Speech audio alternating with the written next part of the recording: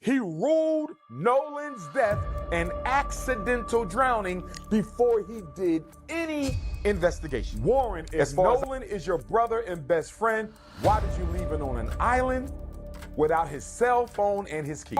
It's been over a month and we know nothing. It's been over a month and we know nothing. Now let me say this. A silence can say almost as much as a statement.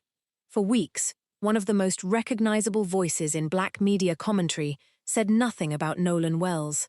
Then, on August 8th, he sat down for 90 minutes and said all of it at once. This is the update, and it is not a small one. Dr. Umar Johnson has broken his silence, and what he said was not aimed at a suspect, a sheriff, or a stranger. It was aimed at Ben Crump and Sharpton, the two men the Wells family trusted to lead their fight for answers. Meanwhile, a former prosecutor, with one of the largest true crime platforms in the country, has spent a full month asking her own uncomfortable questions, live, on camera, night after night. Two very different messengers, two very different audiences, one unresolved death, one family still waiting. Here is what we actually know, what is alleged, and where the line between the two still needs to be drawn. Before this became an argument about tactics and pressure campaigns, it was the story of an 18-year-old from Ocean Springs, Mississippi. Nolan Xavier Wells played football at Southwest Mississippi Community College. Family and teammates describe a young man building towards something, a season, a scholarship path, a future he was actively training for. His mother, Christine Wells Wansley, and the father figure who trained alongside him, Elmore Wansley, supported that climb from the beginning. On July 4, 2026, Nolan went out to Horn Island, a barrier island roughly 10 miles off the Mississippi Gulf Coast, reachable only by boat, uninhabited, and, on Independence Day, packed with an estimated 300 people, anchored and partying in the shallows. He went with a group of friends from high school, a group that, by multiple accounts, was mostly white. Last confirmed alive on the island around 3 p.m., he never rejoined the boat that brought him there. Nolan Wells' investigation, a mystery altercation emerges, and not with the guys that took him to the island on the boat. 100% right, because the three young men that are, at least the people are saying, are involved in this, that went there with Nolan Wells. Without him sometime around 4:31 p.m., carrying his phone and his keys back to the mainland without him. Night fell, and he still hadn't come home. Shortly after midnight, his mother filed a missing person report. 2 days later, on July 6th, a National Park Service ranger found his body near the island's shoreline. Roughly 90 minutes sit between that 3 p.m. sighting and the boat's 4:31 p.m. departure, and nobody, not the family, not the friends, not the investigators, has been able to fully account for them. Every subsequent argument about this case, in one way or another, circles back to that gap. Multiple agencies responded once the missing person report went out. The United States Coast Guard, the Mississippi Department of Marine Resources, and the Jackson County Sheriff's Department all took part in the search, alongside volunteer groups who combed the water and shoreline for 2 days before Nolan was found. Sheriff John Ledbetter and Coroner Bruce Lynn Jr. handled the official response once the body was recovered. From the outset, that response drew scrutiny not for its speed, but for what it did, and did not, communicate publicly.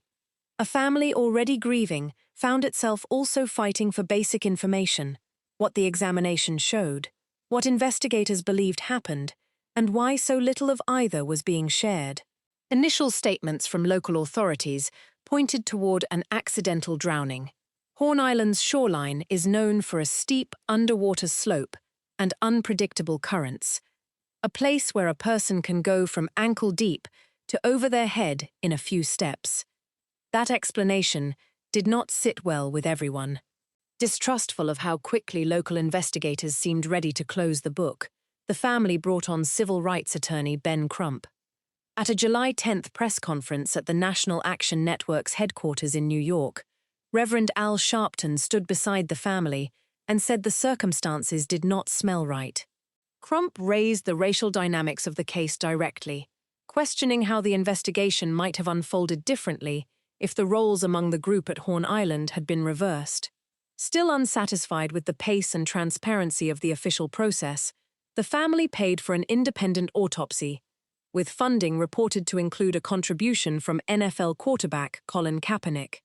Forensic pathologist Dr. Roger Mitchell Jr. conducted that review and, on July 22nd, released his conclusion: cause and manner of death, undetermined, pending further investigation. That word, undetermined, is doing a lot of work in this case. It is not an acquittal of accident, and it is not a confirmation of foul play.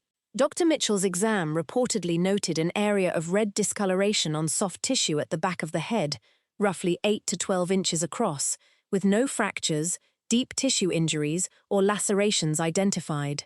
Decomposition had already limited what could be examined, leaving the exam unable to determine whether that discoloration came from an injury or from the natural process of decay itself. Sealed, meanwhile, sits the state's own official autopsy, completed by the Mississippi State Medical Examiner's Office, but held back from public release until a grand jury can review it. That sealed report has become the vacuum at the center of this story.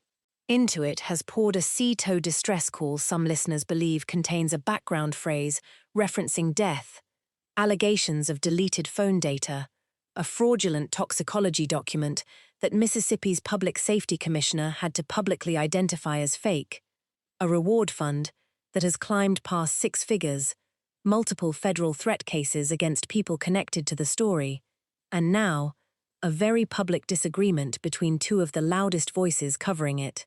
No detail in this case has been picked apart more than the identity of one young woman. Early reporting on Nolan's final hour on the island described him staying behind to talk to a girl none of his friends said they recognized, and for days she was referred to publicly only as Mysterious Katie, a stranger, by the group's account, that Nolan had simply struck up a conversation with before the boat left. That framing shifted once reporting surfaced, suggesting that at least one member of the group had, in fact, been texting with a young woman named Katie McCormack around the time in question, raising the obvious follow-up question of why the group's initial public account described her as an unknown stranger. McCormack's own version of events, relayed publicly, differs from the group's, in a subtler way than a flat contradiction. Her account holds that she spoke with Nolan for a short time, that she assumed the friends calling him back meant he had simply rejoined them, and that she made her own way home on a different boat, believing the situation had resolved itself normally. 2 things can be true at once here. It is entirely possible for a misunderstanding, Nolan meaning to reboard, getting delayed, the group leaving before confirming he was aboard, to produce exactly this kind of conflicting, but not necessarily deceptive account from multiple honest people who each only saw part of what happened. It is also possible that inconsistencies in the group's early statements about not knowing McCormack reflect something closer to a coordinated retelling. Neither the existing public record, nor an enhanced photograph, nor a resurfaced text thread lets us determine which of those it is. What the McCormack thread does illustrate clearly is how a single shifting detail, the identity of one person on one beach, became a load-bearing piece of a much larger public narrative, worth remembering every time a new bombshell surfaces, in this case going forward. Nancy Grace did not need an introduction to true crime audiences before this case. The former prosecutor built a national platform asking exactly the kind of pointed, uncomfortable questions that make investigators squirm, and it has gotten her both praise and pushback in equal measure over the years. She turned her attention to Nolan Wells shortly after his funeral, and the reaction was immediate.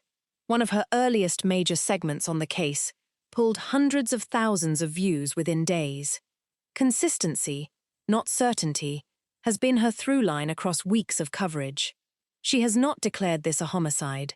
What she has done, repeatedly is highlight the places where the public record does not add up.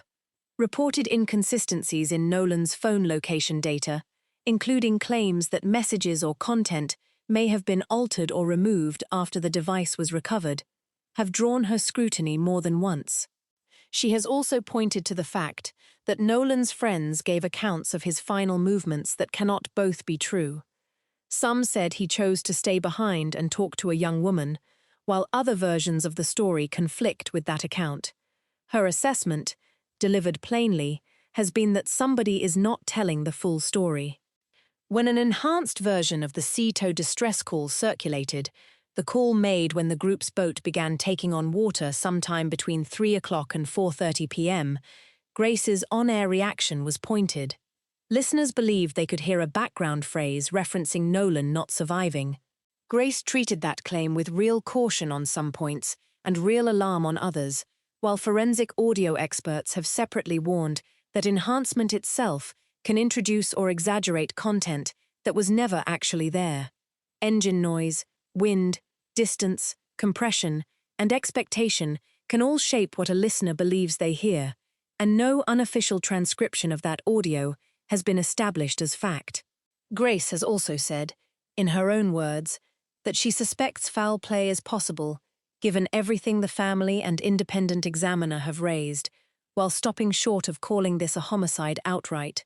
That distinction matters. Suspicion is not proof, and Grace herself has generally been careful to frame her questions as questions, not verdicts. None of that has stopped critics.